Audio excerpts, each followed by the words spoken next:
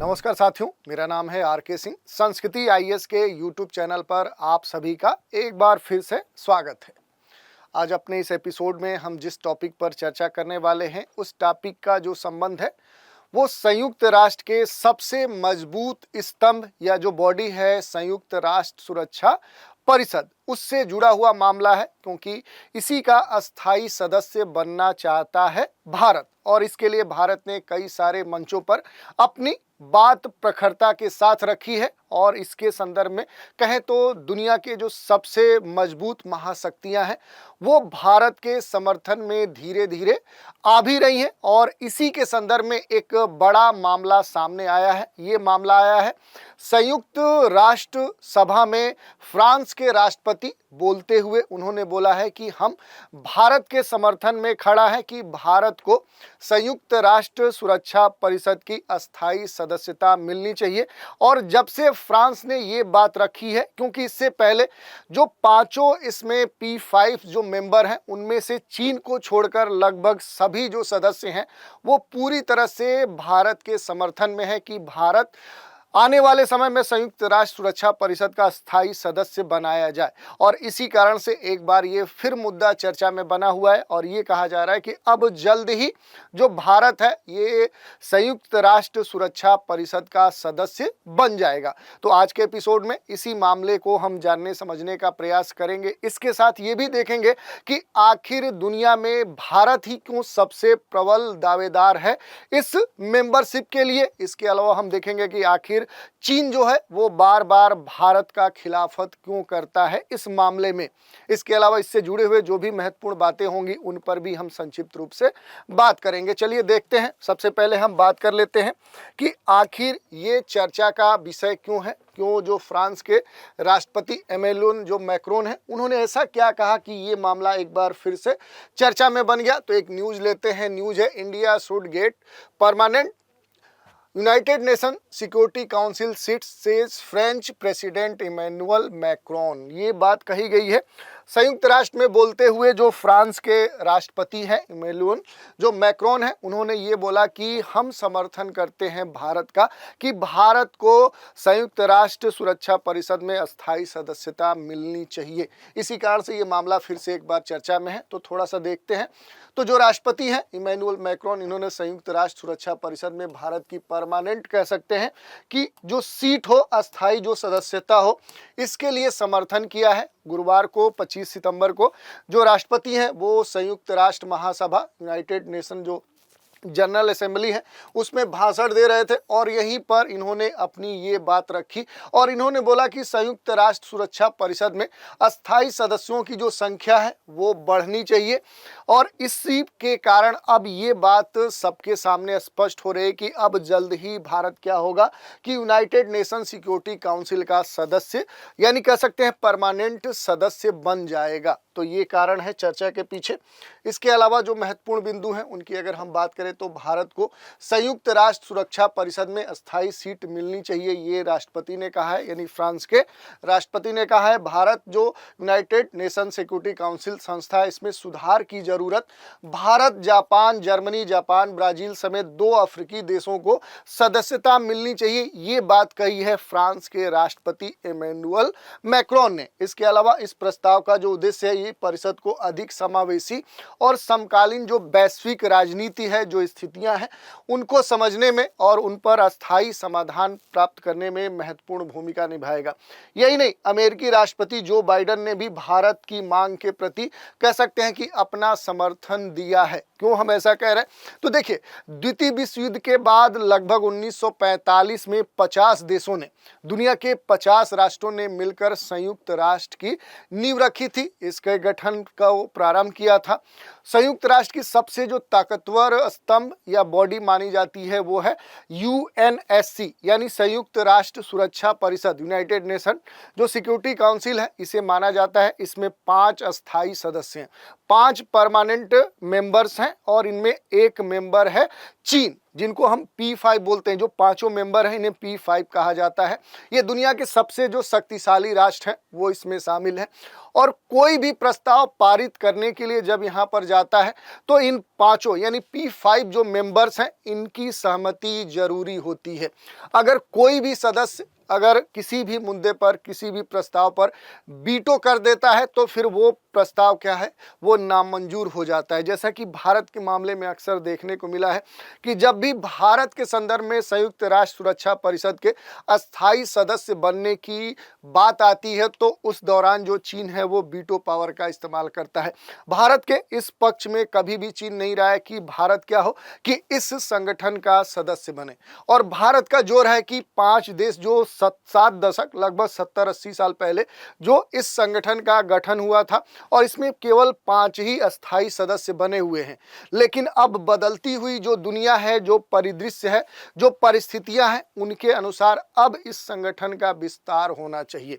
खास तौर पे जो दुनिया में विभिन्न मुद्दे हैं, खास तौर पे जो अंतर्राष्ट्रीय मामले हैं, जो मसले हैं, उस पर अपनी भूमिका बढ़ाने के लिए भारत क्या है कि इसका अस्थायी सदस्य बनना चाह रहा है। इसीलिए भारत अलग अलग विश्व के जो विभिन्न मंच हैं, जो महत्वपूर्ण मंच हैं, वहां अपनी बात मजबूती से और प्रखरता के साथ रख रहा है कि अब इसका विस्तार होना चाहिए, संयुक्त राष्ट्र सुरक्षा परिषद का विस्तार होना चाहिए और उसका सबसे प्रबल दावेदार भारत है। इसलिए भारत का इसका स्थायी मेंबर बनाया जाना चाहिए। तो यही पूरा मुद्दा है। चलिए कुछ अन्य पहलुओं की चर्चा करें। अगर हम बात करें कि ये पूरा मामला है क्या, तो संयुक्त राष्ट्र सुरक्षा परिषद में अस्थायी सीट हासिल करने के भारत के प्रयासों को अब और बढ़ावा मिला है, क्योंकि फ्रांस के जो राष्ट्रपति हैं इन्होंने गुरुवार को कहा कि वह इस निकाय को और अधिक इंक्लूसिव बनाने के लिए और बदलती हुई जो विश्व की परिस्थितियां हैं उसको ध्यान में रखते हुए इस संगठन का विस्तार चाहते हैं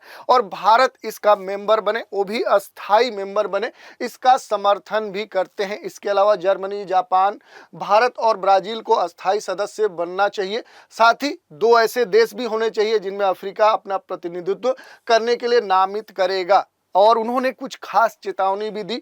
अकेले यह सुधार परिषद की प्रभावशीलता को बहाल करने के लिए पर्याप्त नहीं होगा, ये राष्ट्रपति का, फ्रांस के राष्ट्रपति का कहना है। उन्होंने निकाय के कार्य पद्धति में बदलाव, सामूहिक अपराधों के मामले में वीटो के जो अधिकार हैं उसको सीमित करने के साथ ही शांति बनाए रखने के लिए जो आवश्यक परिचालन से संबंधित जो निर्णय है उस पर और अधिक ध्यान देने पर जोर दिया। तो ये क्या है कि फ्रांस के राष्ट्रपति के द्वारा कुछ महत्वपूर्ण बातों पर चर्चा की गई। अब सबसे महत्वपूर्ण बात क्या है, भारत के कूटनीतिक पहल का आखिर दृष्टिकोण क्या है, क्योंकि भारत क्या कर रहा है कि अलग अलग मंचों पर अपनी बात मजबूती के साथ रख रहा है। क्यों रख रहा है, उसके लिए आर्गुमेंट भी दे रहा है कि हम अगर इस विस्तार को प्रभावी रूप से लागू करते हैं, भारत मेंबर बनता है, तो आखिर इसका सकारात्मक प्रभाव दुनिया में क्या देखने को मिलेगा।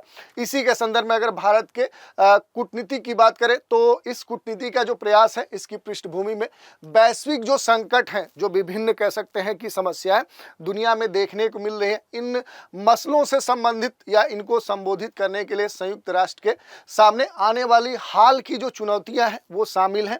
और इसमें कुछ उदाहरण भी आप देख सकते हैं, जैसे यूक्रेन युद्ध है, इजराइल फिलिस्तीन के बीच का मामला है, या ऐसे दुनिया में जैसे बांग्लादेश का मामला है, कह सकते हैं कनाडा का मामला है, भारत पाकिस्तान का मामला है। तो ऐसे जो विभिन्न समस्याओं का समाधान है, अगर उसमें भारत शामिल होता है, दुनिया के अन्य देश भी शामिल होते हैं, तो उनका जो समाधान होगा वो अच्छे तरीके से किया जा सकता है, वो समाधान संभव है। इन परिस्थितियों ने इसकी प्रभावशीलता और विश्वसनीयता बढ़ाने के लिए यूएनएससी में सुधार की मांग की गई है, खासतौर पे भारत के द्वारा और इसके जो सहयोगी देश हैं उनके द्वारा। और अगर देखें तो भारत के जो विदेश मंत्री एस जयशंकर हैं, इन्होंने कहा कि जैसे जैसे संयुक्त राष्ट्र के कमजोर होने की धारणाएं बढ़ती हैं, वैसे वैसे भारत के लिए अस्थायी सीट हासिल करने की संभावनाएं भी बढ़ती हैं, क्योंकि ये कहा जा रहा है कि अब जो संयुक्त राष्ट्र है, इसको जो P5 मेंबर्स हैं, ये क्या है कि कुछ बड़े मसले पर कुछ ठोस निर्णय नहीं ले पा रहे, क्योंकि अक्सर ऐसा कुछ देखने को मिल रहा है कि दुनिया में जो विभिन्न मसले हैं उस पर अंतर्राष्ट्रीय स्तर पर कोई बड़ा डिसीजन देखने को नहीं मिल रहा है। और इसी के लिए भारत क्या है कि तर्क देते हुए विभिन्न मंचों पर ये अपनी बात रख रहा है कि इस P5 का विस्तार होना चाहिए। अब P5 नहीं होने चाहिए, बल्कि दुनिया के जो महत्वपूर्ण देश हैं और उसमें भारत भी शामिल है, उसको यहाँ पर शामिल करते हुए इस संगठन का विस्तार किया जाना चाहिए। अब देखिए, अस्थायी सीट के लिए भारत को शामिल करने के लिए बढ़ती आवाज, अगर हम बात करें तो जो दुनिया के या कहें तो जो संयुक्त राष्ट्र सुरक्षा परिषद के जो 5 मेंबर हैं, अगर चीन को छोड़ दिया जाए तो एक तरह से सभी मेंबर्स क्या है कि भारत के पक्ष में है कि संयुक्त राष्ट्र सुरक्षा परिषद का विस्तार अगर होता है तो उसका सबसे प्रबल जो दावेदार है वो भारत है। भारत इसके लिए सबसे प्रबल दावेदार है क्योंकि वो विभिन्न मसलों पर जो कह सकते हैं कि इसके लिए आवश्यकता है उसके लिए सबसे अनुकूल देश है। अब थोड़ा सा देखते हैं, खास करके संयुक्त राज्य अमेरिका की बात करें तो भारत, जापान, ऑस्ट्रेलिया से मिलकर बने जो क्वाड कह सकते हैं कि संगठन है, इसके शिखर सम्मेलन के द्वारा खास तौर पे इस सम्मेलन में भारत ने अपनी बात को रखा था और UNSC यानी जो यहाँ पर सुरक्षा परिषद है इसमें सुधार के लिए समर्थन को दोहराया गया था। इसे अधिक समावेशी और कह सकते हैं कि प्रतिनिधि बनाने की आवश्यकता पर भी बल दिया गया था। अमेरिकी राष्ट्रपति जो बाइडेन है, इन्होंने PM नरेंद्र मोदी के साथ द्विपक्षीय वार्ता के दौरान इस पर समर्थन की पुष्टि की, जिसमें अंतर्राष्ट्रीय जो शांति है उसकी स्थापना में भारत के महत्वपूर्ण योगदान और दुनिया के सबसे बड़े लोकतंत्र के रूप में इसकी स्थिति पर प्रकाश डाला जा सके। यही नहीं, इसके अलावा जो अमेरिकी विदेश मंत्री एंटनी ब्लिंकन है, इन्होंने हाल ही में संयुक्त राष्ट्र महासभा के एक शिखर सम्मेलन के दौरान भारत की बोली के लिए अमेरिका के समर्थन को दोहराया था कि अमेरिका पूरी तरह से भारत के पक्ष में खड़ा है कि UN के सुरक्षा परिषद में भारत को अस्थायी सदस्यता मिलनी चाहिए। उन्होंने जोर दिया था कि UNSC में सुधार में अफ्रीका और अन्य क्षेत्रों के प्रतिनिधित्व के साथ भारत, जापान, जर्मनी जैसे जो देश हैं, इन्हें अस्थायी सीट या अस्थायी सदस्यता मिलनी चाहिए। ये बात कही गई। ये अलग बात है कि चीन हमेशा भारत के विपक्ष में खड़ा रहता है, तो ये हमने देख लिया।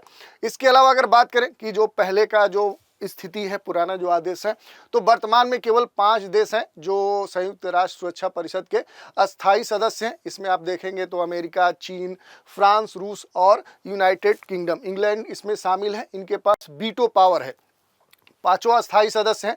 इनके अलावा 10 इसमें गैर अस्थायी सदस्य होते हैं जिन्हें संयुक्त राष्ट्र महासभा के द्वारा 2 वर्षों के कार्यकाल के लिए चुना जाता है। भारत भी कई बार चुना गया है। चीन को छोड़कर सभी अस्थायी सदस्यों ने किसी न किसी तरह से अगर देखें तो संयुक्त राष्ट्र सुरक्षा परिषद में अस्थायी सदस्यता के लिए भारत का समर्थन किया है। मौजूदा संरचना की आलोचना पुरानी और वर्तमान जो जियोपॉलिटिक्स है इसकी वास्तविकताओं का प्रतिनिधित्व न करने के लिए की गई है, खास करके इसलिए क्योंकि संयुक्त राष्ट्र के सदस्य देशों की जो संख्या है इसकी शुरुआत के समय देखें तो 50 से बढ़कर अब 193 हो गई थी। जब 1945 में जब दुनिया के 50 देशों ने मिलकर संयुक्त राष्ट्र की नींव रखी थी तो उस समय जो संख्या थी वो केवल 50 थी। लेकिन वर्तमान में क्या है कि इनकी संख्या बढ़कर लगभग आप देख सकते हैं कि इसकी 4 गुनी हो चुकी है। तो यही कहा जा रहा है कि अब परिस्थितियों के अनुसार इसका विस्तार किया जाना चाहिए क्योंकि संख्या बढ़ी है, परिस्थितियां बदली हैं और इसके लिए इसका विस्तार होना चाहिए। अब देखिए, इसमें सबसे महत्वपूर्ण क्या है कि संयुक्त राष्ट्र अतीत का कैदी बनकर रह गया है।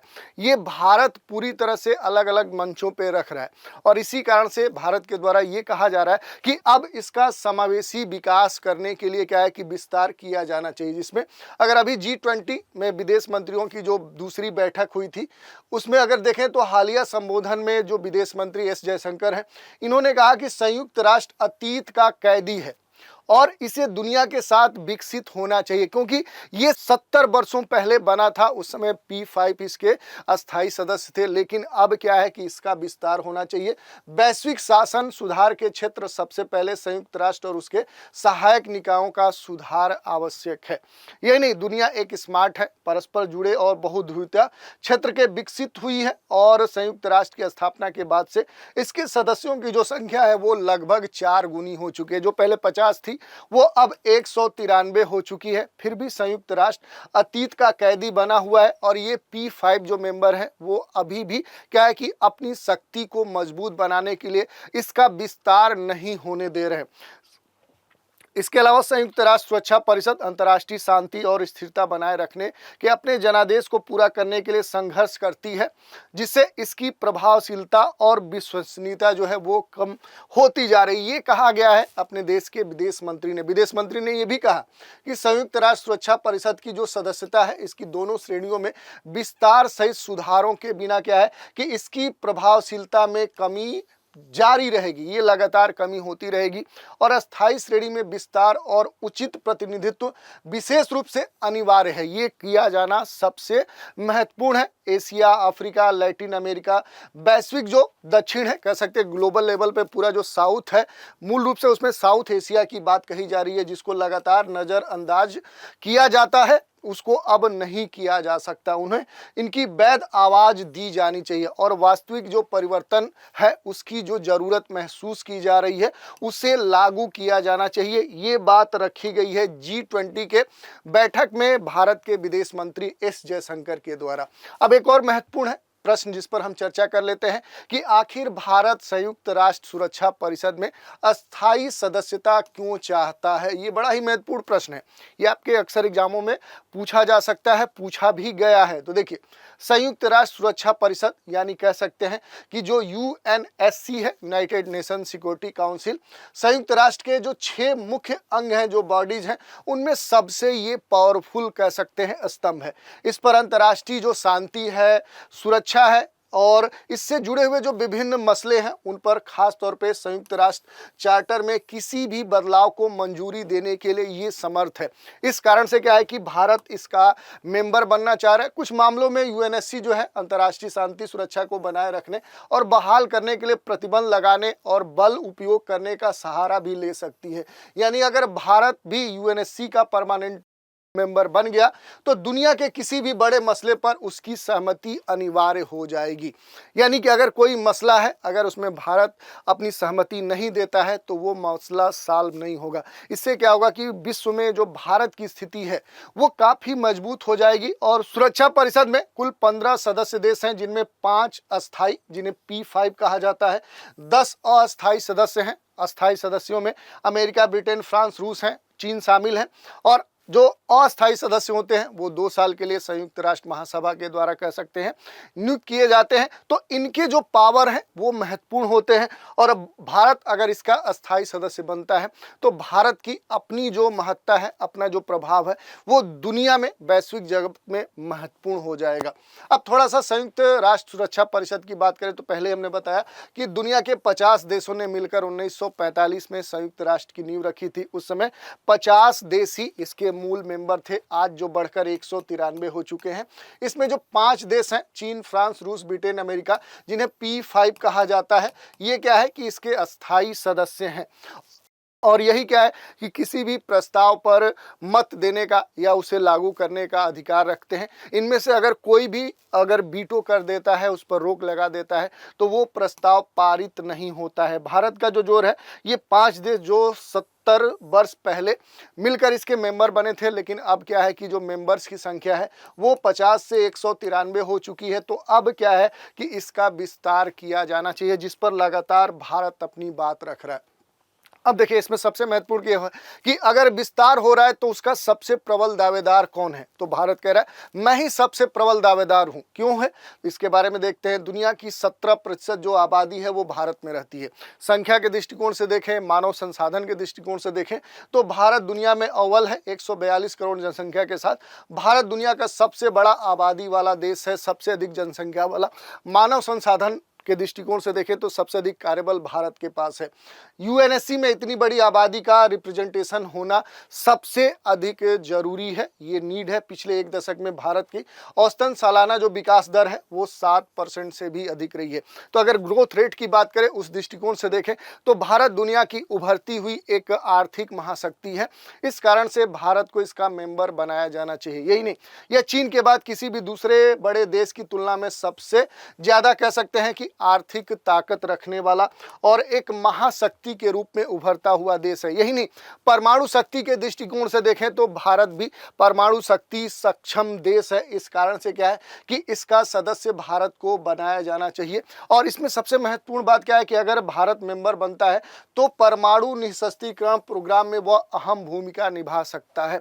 ये एक महत्वपूर्ण कह सकते हैं कि भारत के पक्ष में रहने वाला सबसे महत्वपूर्ण बात है। यही नहीं, इंटरनेशनल थिंक टैंक की बात करें तो अटलांटिक काउंसिल के सर्वे के मुताबिक यदि अगले एक दशक में यूएनएससी का विस्तार होता है तो उसमें सबसे ज्यादा मौके भारत के लिए होंगे।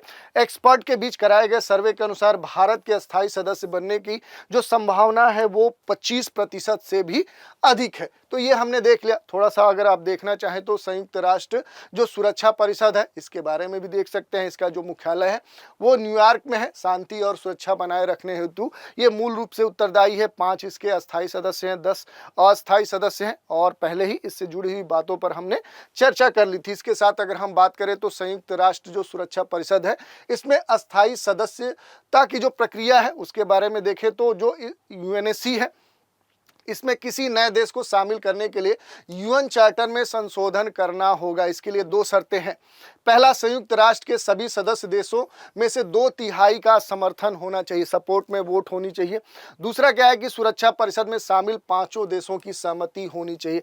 कोई भी देश अगर असहमत होता है, वीटो यूज करता है तो फिर क्या है कि वो नया मेंबर इसका सदस्य नहीं बन सकता है। भारत को अगर यूएनएससी की अस्थायी सदस्यता मिलती है तो आखिर इसका लाभ भारत को क्या होगा? तो देखिए, वीटो शक्ति मिल जाएगी। अगर कोई भी अंतर्राष्ट्रीय मसला है, मामला है तो उसमें जब तक भारत अपनी सहमति नहीं दे रहा है तो फिर वो प्रस्ताव पारित नहीं होगा, वो लागू नहीं होगा। और अगर सुरक्षा परिषद में कोई प्रस्ताव आता है और अगर कोई भी अस्थायी सदस्य इससे सहमत नहीं है तो वो उस पर क्या कर सकता है? वीटो अपना यूज कर सकता है। इस कारण से भारत के लिए ये महत्वपूर्ण है। यही नहीं, ताकतवर संस्था में हमेशा अपना पक्ष रखने का मौका भारत को मिल सकता है। तो ये महत्वपूर्ण भारत के लाभ है।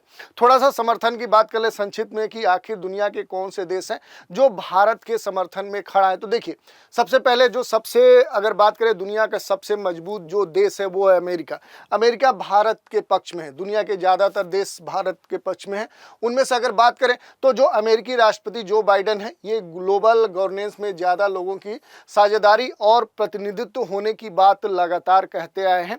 और इसी कारण से ये कहा जा रहा है कि भारत के पक्ष में जो चीन है उसको छोड़कर जितने भी P5 के सदस्य हैं वो भारत के पक्ष में खड़े हैं। यही नहीं, यूएन जो चीफ एंटोनियो गुटारेस हैं इन्होंने यूएन सिक्योरिटी काउंसिल की मेंबरशिप का जो फैसला है उनके हाथ में नहीं है ऐसी बात कही है। लेकिन उनका ये कहना है कि वो ये चाहते हैं कि यूएनएससी में सुधार हो और इसमें भारत भी एक महत्वपूर्ण सदस्य के रूप में शामिल हो, ये बात कही गई। अब हम बात कर लेते हैं चीन का रुख का कि संयुक्त राष्ट्र के सबसे मजबूत जो स्तंभ है संयुक्त राष्ट्र सुरक्षा परिषद उसके अस्थायी सदस्यता के बारे में कि अगर भारत उसका अस्थायी सदस्य बनता है तो इस पर चीन का क्या रुख है। तो देखिए, भारत की सदस्य में जो सबसे बड़ा कह सकते हैं रोड़ा है वो चीन ही है। बाकी जो इसके 4 मेंबर हैं वो भारत के समर्थन में तैयार हैं। लेकिन चीन नहीं चाहता है कि यूएन की सबसे ताकतवर जो स्तंभ है, जो बॉडी है, इसमें भारत को एंट्री मिले।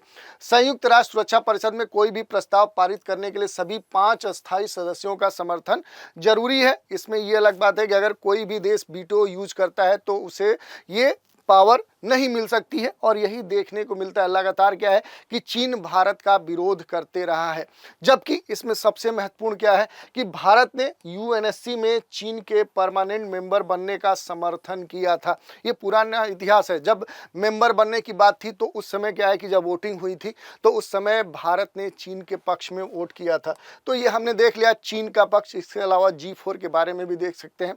जो G4 है इसमें जापान, जर्मनी, ब्राजील, भारत शामिल है। संयुक्त राष्ट्र सुरक्षा परिषद के स्थायी तथा अस्थायी सदस्यों की संख्या बढ़ाने की मांग यहां पर लगातार रखी गई है और स्थायी सदस्यता के लिए एक दूसरे का समर्थन भी ये कर रहे हैं। और अगर कॉफी क्लब की बात करें जहां पर सबसे अधिक कॉफी पैदा होती है, इसमें जो शामिल देश हैं पाकिस्तान, दक्षिण कोरिया, मिस्र, स्पेन, अर्जेंटीना, मेक्सिको, इटली, ऐसे जो देश शामिल हैं ये सुरक्षा परिषद की अस्थायी सदस्यता के विस्तार का विरोध करते हैं और अस्थायी सदस्यता के विस्तार की ये मांग ये देश जो है कॉफी कंट्री ये रखते हैं। अब एक महत्वपूर्ण प्रश्न की चर्चा कर लेते हैं कि आखिर क्यों होना चाहिए संयुक्त राष्ट्र सुरक्षा परिषद का विस्तार। तो देखिए, जो विकासशील देश हैं उनका जो प्रतिनिधित्व है वो क्या है कि यूएन में कम है, खास तौर पे संयुक्त राष्ट्र सुरक्षा परिषद में उनका जो प्रभाव है वो कम है। ये बढ़ना चाहिए। उभरती जटिलताओं तथा अंतर्राष्ट्रीय शांति और सुरक्षा के समक्ष आ रही जो विभिन्न चुनौतियां हैं उनसे निपटने के लिए अस्थायी और अस्थायी सदस्यों की जो संख्या है वो बढ़नी चाहिए। तभी यूएनएससी अपने कर्तव्यों का प्रभावी ढंग से निर्वाह कर सकता है, क्योंकि जब यूएन का गठन हुआ था तो उस समय केवल इसके 50 मेंबर थे, लेकिन वर्तमान में परिस्थितियां बदली हैं। देशों की जो संख्या है वो 193 हो चुकी है। उस समय जो परिस्थितियां थी और आज जो परिस्थितियां हैं उनमें जमीन आसमान का अंतर हो चुका है। आज कई सारे वैश्विक मुद्दे हैं, चाहे वो पर्यावरण को लेकर हो, चाहे वो जियोपॉलिटिक्स को लेकर हो, विभिन्न राजनीतिक जो परिस्थितियां हैं वो बदल चुकी हैं, आर्थिक परिस्थितियां बदल चुकी हैं, सामाजिक परिस्थितियां बदल चुकी हैं। और ये जितने भी मसले हैं इनके समाधान के लिए यूएन में कह सकते हैं कि जो विस्तार है वो और होना चाहिए। खास तौर पे संयुक्त राष्ट्र सुरक्षा परिषद में क्या है कि P5 का विस्तार होना चाहिए, और इसमें खास तौर पे जो इस समय विकसित होते राष्ट्र हैं, जैसे कि खास तौर पे एशिया से जो भारत है उसे इसमें शामिल किया जाना चाहिए। तो ये आज का मुद्दा था जिसके बारे में हमने डिस्कस किया कि अब जल्द ही हो सकता है कि भारत संयुक्त राष्ट्र सुरक्षा का अस्थायी सदस्य बन जाए। तो इस पर हमने चर्चा की। इस पर एक प्रश्न भी ले लेते हैं। प्रश्न बड़ा ही सरल सा है लेकिन आपके लिए है। संयुक्त राष्ट्र सुरक्षा परिषद में कुल कितने अस्थायी सदस्य हैं? विकल्प हैं 5, 7, 10, 15। तो ये हमने देख लिया कि आखिर ये पूरा मामला है क्या। फ्रांस के जो राष्ट्रपति हैं उन्होंने संयुक्त राष्ट्र में बोलते हुए क्या बात रखी, जिसके कारण से एक बार फिर से भारत के संयुक्त राष्ट्र सुरक्षा परिषद के अस्थायी सदस्य बनने को लेकर फिर से एक बार चर्चा है वो गर्म हो चुकी है। इस पर हमने डिटेल से बात की। तो आज के एपिसोड में इतना ही। नए एपिसोड में एक नए मुद्दे के साथ फिर मिलेंगे, तो आप हमारे साथ बने रहें। इसके लिए धन्यवाद।